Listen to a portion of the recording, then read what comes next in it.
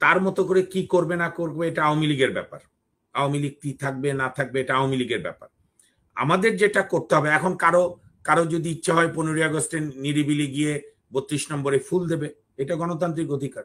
এটা নিয়ে তো আমাদের এত অরিড হওয়ার কিছু নেই। এখন আপনার সকল রাজনৈতিক দলগুলোকেও গণতন্ত্রের ধারায় আসতে হবে, নিজেদের দলও গণতন্ত্রের চর্চা করতে হবে। কোন সিদ্ধান্ত এক ব্যক্তির উপর রাখলে চলবে না, এক ব্যক্তি কেন্দ্রিক এক ব্যক্তি পূজা চলবে না। যেন যেরকম ইনজেকশন দেয় যে কোনো মতে আগে খাওয়াটা ঢুকুক, কিন্তু আলটিমেটলি বিচার বিভাগকে সুস্থ করতে গেলে বিচারপতি নিয়োগের আইন বানাতে হবে, অ্যাটর্নি জেনারেল অফিস নিয়োগ আইন বানাতে হবে, প্রধান বিচারপতির ক্ষমতারও নানা ভারসাম্য করতে হবে এবং বিচার বিভাগের একটি ঢেলে সংস্কার করতে হবে। শহীদ আবু সাইদ, মীর মাহফুজ রহমান মুগ্ধ সহ শত শত শহীদের আত্মত্যাগে আমাদের যে দ্বিতীয় মুক্তিযুদ্ধের বাংলাদেশ, আমি এই বাংলাদেশে আমি পলাশ ভাইয়ের সঙ্গে একমত, প্রতি বিপ্লব কখনো হতে পারে না চক্রান্তের মধ্যে। কিন্তু আমাদের ইতিহাস হচ্ছে, আমরা ঘরপোড়া গরুর যেরকম সিঁদুরে মেঘ দেখে ভয় পায়, এর আগেও বাঙালি কোনটা বড় কোনটা ছোট দাঁড়িপাল্লায় না মাপলেও আমাদের মহান মুক্তিযুদ্ধ 1971-এ 30 লক্ষ শহীদের রক্তের বিনিময়ে আমরা রাষ্ট্র স্বাধীনতা পেয়েছিলাম। সাম্য, সামাজিক ন্যায় বিচার, মানবিক মর্যাদার বাংলাদেশ গড়তে চেয়েছিলাম। সেদিনও আওয়ামী লীগ সরকার এবং শেখ মুজিবুর রহমান আমাদের সমস্ত শহীদদের আত্মাকে শহীদদের সম্মানকে অবমাননা করে দুঃশাসন চালাতে চালাতে 75-এ গিয়ে একদলীয় শাসন ব্যবস্থা করে ফেলে। আমরা 90-তেও আজকের মতো এত বড় না হলো অনেক রক্তক্ষরণ দিয়ে 90-তেও আমরা বিজয় অর্জন করেছিলাম, কিন্তু সেই বিজয়ও আমরা ধরে রাখতে পারিনি, কারণ তারপরও বাংলাদেশে অসংখ্যবার জনগণকে রাজপথে নামতে হয়েছে। আজকে স্বাধীনতার 53 বছর শেষ হতে চলছে, আমরা একটি বিষয়েও আমরা এখন পর্যন্ত আমাদের রাজনৈতিক দলগুলো নিজেদের মধ্যে আন্ডারস্ট্যান্ডিং করতে পারেনি যে প্রতি 5 বছর অন্তর অন্তর ভোটের মাধ্যমে হলেও আমরা অন্তত সরকারটা বদল করব। ন্যূনতম যেটা অনেক দেশে বলে যে 50% ডেমোক্রেসি, অর্থাৎ বা ভোটের ডেমোক্রেসি, অন্তত 5 বছর পর পর রাষ্ট্রের মালিকরা তার পছন্দ মতো নিরাপদে ভোট কেন্দ্রে গিয়ে ভোটটা দিয়ে আসবে, তার ভোটটা ঠিক মতো গোনা হবে এবং ভোট গোনার পর সে নিরাপদে বাসায় থাকতে পারবে যে প্রতীকে ভোট দিক। এই ন্যূনতম রাজনৈতিক সমঝোতা আমাদের পরিবার কেন্দ্রিক দুর্বৃত্তায়িত রাজনীতি করতে দেয়নি, যার ফলেই 1/11 হয়েছিল, যার ফলেই শেখ হাসিনা স্বৈরতন্ত্র থেকে ফ্যাসিস্টের রূপান্তরিত হয়েছিল। দেখেন, আমি কিছু বিষয় আতিশয্য করতে চাই না। ধরেন, সাবেক আইনমন্ত্রী গ্রেপ্তার হয়েছে, প্রধানমন্ত্রীর সাবেক কি নাম বেসরকারি বিষয়ক উপদেষ্টা লুটেরা, আজকে থেকে লুটেরা না। 96-তে বাংলাদেশে প্রথম যে শেয়ার বাজারের ট্র্যাজেডি হলো, আওয়ামী লীগ বাংলাদেশে অনেক কিছুরই জনক। ডাকসু নির্বাচনে ব্যালট বাক্স ছিনতাইয়েরও জনক, 73-এ জাতীয় সংসদ নির্বাচনে কারচুপিরও জনক, আবার শেয়ার বাজার যে লুট করে রাষ্ট্রীয় মদতে সেটারও জনক আওয়ামী লীগ। তখনও সালমান রহমান এই 96-এর ট্র্যাজেডি এবং 2009-10-এর ট্র্যাজেডির চেয়ে কোনো অংশে কম ছিল না 96-এর ট্র্যাজেডি, বোধহয় জুলাই, আগস্ট, সেপ্টেম্বরে। শত শত পরিবার নিঃস্ব হয়ে গেছে, আত্মহত্যা করেছে অসংখ্য, এই সালমান রহমান এবং আওয়ামী লীগদের লুটপাটের এবং দস্যুতার জন্য, রাষ্ট্রীয় মদতের দস্যুতা। আমি বরং যেটা বলতে চাই, এখানে আওয়ামী লীগ উদ্ধার বা আওয়ামী লীগকে ব্যাশিং করার আমাদের প্রয়োজন নেই। আওয়ামী লীগ তার মতো করে কি করবে না করবে এটা আওয়ামী লীগের ব্যাপার। আওয়ামী লীগ কি থাকবে না থাকবে এটা আওয়ামী লীগের ব্যাপার। আমাদের যেটা করতে হবে, এখন কারো যদি ইচ্ছা হয় 15ই আগস্টে নিরিবিলি গিয়ে 32 নম্বরে ফুল দেবে, এটা গণতান্ত্রিক অধিকার। এটা নিয়ে তো আমাদের এত অরিড হওয়ার কিছু নেই। যে একটা চক্রান্তের হাইপ চেষ্টা করেছিল, সেটা তত্ত্বাবধায়ক সরকার, অন্তর্বর্তীকালীন সরকাররা 15ই আগস্টের ছুটি বাতিল করে দিয়ে জাতির আবেগের সঙ্গে সমন্বয় রেখেছে এবং ডক্টর মোহাম্মদ ইউনূস অত্যন্ত গণতান্ত্রিকভাবে করেছেন, সকল রাজনৈতিক দলের সঙ্গে সমর্থন করেছেন। আমাদের রাজনৈতিক দলগুলোর কালচারটা দেখেন, যখন আওয়ামী লীগ এই চক্রান্ত প্রচন্ড শুরু করলো 15ই আগস্ট একটা কিছু হবে, এই হবে, তখন গতকাল বিএনপি প্রথমবারের মতো বলল আগে বিচার তারপরে নির্বাচন। অথচ শহীদদের রক্তের দাগ মুছতে না মুছতেই 7ই আগস্ট বিএনপি জনসভা করে বলল 3 মাসের মধ্যে নির্বাচন দিতে হবে। কোনোটাই সঠিক না। বাংলাদেশ রাষ্ট্র এখন পর্যন্ত যে রাজনৈতিক দলগুলোর সংস্কৃতি, জনগণের কোনো আস্থা নাই। আমাদের বীর বীর সূর্য সন্তান, আমি ওদের সঙ্গে রেগুলার কথা বলি, সমন্বয় বৈষম্য বিরোধী ছাত্র আন্দোলনের সমন্বয় এবং ছাত্র জনতারও বিশ্বাস নাই যে কোনো রাজনৈতিক দল ক্ষমতায় গিয়ে সংস্কারগুলো করবে। সংস্কারের মতো অপ্রিয় কাজগুলো এই অন্তর্বর্তীকালীন সরকারকে করতে হবে। কারণ এইটা কোনো তত্ত্বাবধায়ক সরকার না, এইটা হাসিনা ছেড়ে দিচ্ছে খালেদা জিয়ার কাছে, বা খালেদা জিয়া হাসিনার কাছে ছেড়ে দিচ্ছে 96 আর 2001-এর ঘটনা না। এটি রাজনৈতিক একটি আওয়ামী লীগ নামক ফ্যাসিস্ট রাজনৈতিক দলের চূড়ান্ত রাজনৈতিক দস্যুতা, নিপীড়ন, নির্যাতন, গণহত্যার পরে ছাত্র জনতার, বিশেষ করে ছাত্রদের আপোষহীন আন্দোলনের ফসল হচ্ছে একটি বিপ্লবী সরকার, যার নাম দিয়েছি আমরা অন্তর্বর্তীকালীন সরকার। সংবিধানে কোথাও এটা কোনো কিছু লেখা নেই। এটি হচ্ছে জনগণের সরকার। এদের প্রধান এবং প্রথম কাজ, কালকে দেখলাম রাজনৈতিক দলগুলোকে ডক্টর ইউনূস সাহেব বলেছেন যে বোধহয় আগামী 110 দিনের পরে আবার উনি বিএনপি সহ গণতন্ত্র মঞ্চ, আন্দালিব রহমান, আমাদের তরুণ প্রিয় নেতা নুরুল হক নূরের গণ অধিকার পরিষদ, 12 দলীয় জোট, মোট কথা ফ্যাসিস্ট আওয়ামী লীগ বাদে সমস্ত রাজনৈতিক দলগুলোর সঙ্গে বসে ওনারা একটা রোড ম্যাপ দেবে। আমরা আইনজীবীরাও প্রস্তুতি নিচ্ছি, আমরাও ডক্টর মোহাম্মদ ইউনূসের সঙ্গে দেখা করে আমরাও বিচার বিভাগের সংস্কারের ব্যাপারে আমাদের প্রস্তাব দেব। এখন যেটা এই তত্ত্বাবধায়ক অন্তর্বর্তীকালীন সরকারকে করতে হবে যে বিচার বিভাগে তারা কি সংস্কার আনতে চায়, বিচারপতি নিয়োগের আইন থেকে শুরু করে কি, প্রশাসনে কিভাবে দলবাজ আমলা নিয়োগ বন্ধ করা যায়, শিক্ষা ব্যবস্থায় কিভাবে একটি সাম্য ফিরে আনা যায়, মিডিয়াকে কিভাবে মুখ গলা খুলে কথা বলতে দিতে হবে।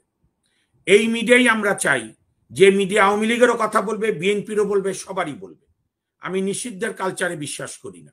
নিষিদ্ধ করলে সেই দল জনপ্রিয় হয়, জামাত তার প্রমাণ। এই যে নিষিদ্ধ করো, এর কবর হয়ে গেছে, এগুলো রাজনৈতিক রেটরিক বস্তা পচা। আমাদের ছাত্র আন্দোলন, আমাদের পরবর্তী প্রজন্মের ছাত্র নেতৃত্ব এই রাজনৈতিক রেটরিক গুলোকে প্রত্যাখ্যান করে দিয়েছে, ইংরেজিতে বলে ব্রাস্ট অ্যাসাইড করেছে। এখন আপনার সকল রাজনৈতিক দলগুলোকেও গণতন্ত্রের ধারায় আসতে হবে, নিজেদের দলও গণতন্ত্রের চর্চা করতে হবে। কোনো সিদ্ধান্ত এক ব্যক্তির উপর রাখলে চলবে না, এক ব্যক্তি কেন্দ্রিক, এক ব্যক্তি পূজা চলবে না। আমরা ফ্যাসিস্ট হাসিনা থেকে মুসলিনীর হাসিনা দেখতে চাই না। কাজে এখানে দুর্বৃত্তায়িত পরিবারতন্ত্র রাজনীতি না, জনগণের রাজনীতি, অংশগ্রহণের রাজনীতি, এবং সবচেয়ে বড় কথা লুটেরা দুর্বৃত্তদের থেকে রাজনীতি থেকে মুক্ত করতে হবে। আমি দু এক জায়গায় দেখেছি, কিন্তু আমাদের ছাত্ররা অত্যন্ত সফলভাবে উদ্যোগ নিয়ে সেগুলো মানে কি বলে নাকচ করে দিয়েছে। একটি পাল্টা দখলের কালচার দু একদিন আমরা দেখেছিলাম দু এক জায়গায়।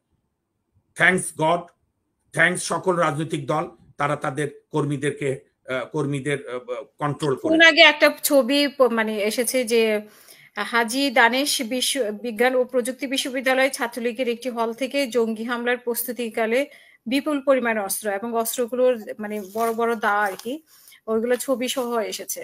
আমি এটা দেখালে এটা পড়ে যাবে, মানে ভায়োলেশন হবে, যার জন্য আমি দেখাতে পারবো না। দেখেন, একটা পতিত ফ্যাসিস্ট দল তার চেষ্টা করবে, আমাদেরকে এই অন্তর্বর্তীকালীন সরকারকে সকল প্রকার সহযোগিতা করতে হবে। তারা ইতিমধ্যেই বিভিন্ন জায়গায়, সবচেয়ে বড় সাফল্য তাদের যে পুলিশ প্রশাসনকে আবার মাঠে নামিয়েছে, রাজনৈতিক দলগুলোকে তারা তাদের আস্থার মধ্যে এনেছে, পেশাজীবীদেরকেও আস্থার মধ্যে এনেছে। এগুলো প্রক্রিয়া থাকবে, সঙ্গে সঙ্গে পুলিশ আইনগত ব্যবস্থা নেবে। সবচেয়ে আমি যে কথাটা আমার বিশ্বাস সারোয়ার ভাইও একমত হবে, পলাশ ভাইও একমত হবে, দেশে যদি আপনি আইনের শাসন না করেন, আবারও যদি ব্যক্তির শাসন করেন, এটা আপনার বুমেরাং হবে। যেমন আজকে 10 দিনের রিমান্ড দিয়েছে ম্যাজিস্ট্রেট, আদেশটা আমি কালকে দেখতে চাই তিনি কি কি কারণে 10 দিনের রিমান্ড দিলেন। কারণ অতীত আমরা দেখেছি 20 দিনের রিমান্ড চাইলে 20 দিন, 15 দিনের রিমান্ড চাইলে 15 দিন। আমাদের হাইকোর্টে রায় আছে, আমাদের সংবিধানে বলা আছে কোনো নাগরিককে, সে অপরাধী হোক আর না হোক, তাকে ডিগ্রেড করা যাবে না, তার মানবিক মর্যাদা নষ্ট করা যাবে না। আপনি এই যে দুর্ধর্ষ খুনি, চোর, বিচার বিভাগ ধ্বংসকারী আনিসুল হকের বিরুদ্ধে একের পর এক মামলা করেন, মামলা করে তাকে চার্জশিটভুক্ত করেন, ন্যায় বিচার করেন, তার পক্ষে আইনজীবী রাখার সুযোগ দেন। আমরা দেখাতে চাই তোমরা ফ্যাসিস্ট, তোমরা আমাদেরকে ন্যায় বিচার দাওনি, আমরা সবাইকে ন্যায় বিচার দেব, ইনক্লুডিং তোমাদেরকেও। এইটা হচ্ছে একটা সভ্যতার প্রতীক। কথা বুঝাতে পেরেছি? এখন আপনি আসেন ভারতের প্রসঙ্গ। দেখেন 7 জানুয়ারি বাকশাল মার্কা একদলীয় নির্বাচন নামের কেলেঙ্কারি করার পর শুধু ভারত কেন, সব রাষ্ট্রদূতরা, সাবেক পতিত প্রধানমন্ত্রীর ঔত অনুষ্ঠানে গিয়েছিল না? সবাই গিয়েছিল, সব সরকার স্বীকৃতি দিয়েছিল, বৈঠক করেছিল এবং বলেছিল আমরা সরকারকে সহযোগিতা করতে চাই।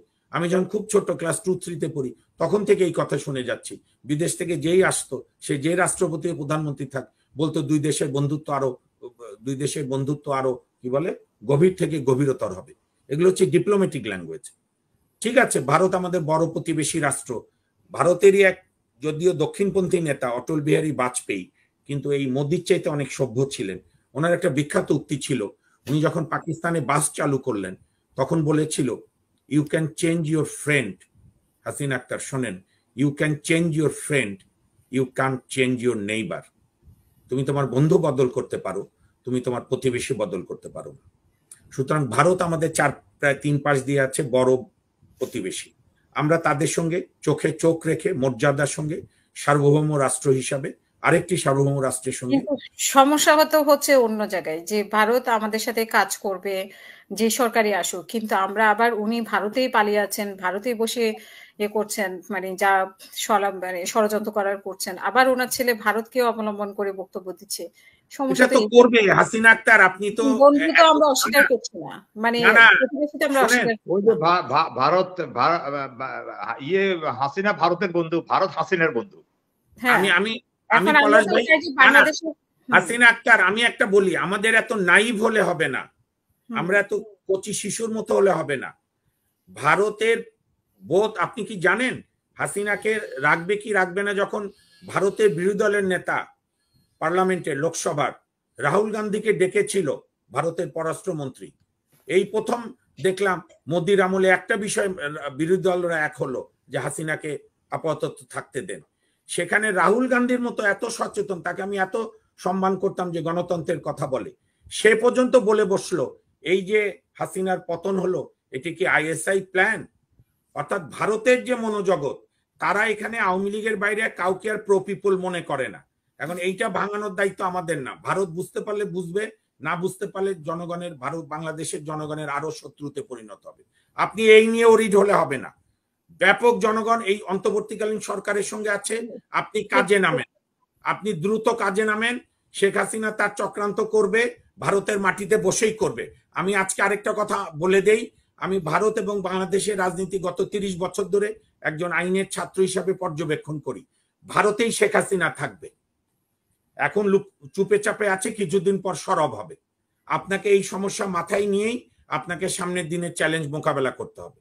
সেই চ্যালেঞ্জ মোকাবেলার উপায় হচ্ছে বিচার বিভাগ, নির্বাহী বিভাগ, শিক্ষা, দুর্নীতি দমন কমিশন, নির্বাচন কমিশন, পাবলিক সার্ভিস কমিশন, আর কোনো নেতা নেত্রীর উপর ভরসা না করে সংবিধানের যে নির্দেশ সবগুলো নিয়োগের ব্যাপারে আইন তৈরি করে দিতে হবে। রাষ্ট্র যেখানে যেখানে ফাঁকফোকর আছে, নির্বাচিত সরকারের স্বৈরাচার হওয়া, সেই পদগুলোকে বন্ধ করে দিতে হবে। এবং আমি একটু বলি, আমি পরের বেলা হয়তো নাও থাকতে পারি, আমার অন্য একটু ঝামেলা আছে চেম্বারে, আমি আর একটু বলি, আমি শুনবো কিন্তু একটু ঝামেলা আছে, এই জন্য মাপ চাচ্ছি। আপনার আরেকটি বলি, সুপ্রিম কোর্টে আমাদের দাবি অনুযায়ী, বিশেষ করে সারোয়ার ভাই সহ আমরা সুপ্রিম কোর্টের বাড়ির আইনজীবীরা হাইকোর্ট বিভাগের 6 জন বিচারপতির, আপিল বিভাগের প্রধান বিচারপতি সহ 6 জন বিচারপতির পদত্যাগ চেয়েছিলাম। 6 জনই পদত্যাগ করেছে। একজন বিচারপতি আছে, ইতিমধ্যে মাননীয় প্রধান বিচারপতি সহ আরো 4 জন বিচারপতি নিয়োগ হয়েছে। আপিল বিভাগ আজকে সচল হয়েছে।